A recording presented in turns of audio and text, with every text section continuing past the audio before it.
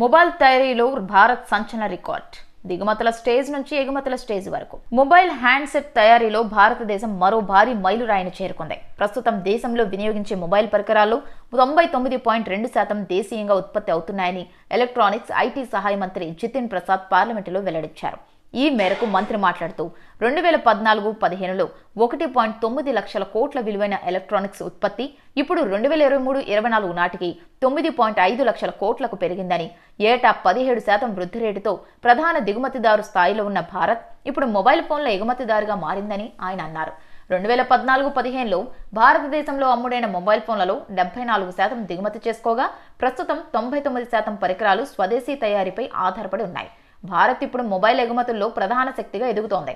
Electronics రంగం దేశంలో ప్రత్యక్షంగా, పరోక్షంగా 25 లక్షల ఉద్యోగాలను సృష్టించిందని మంత్రి వెల్లడించారు.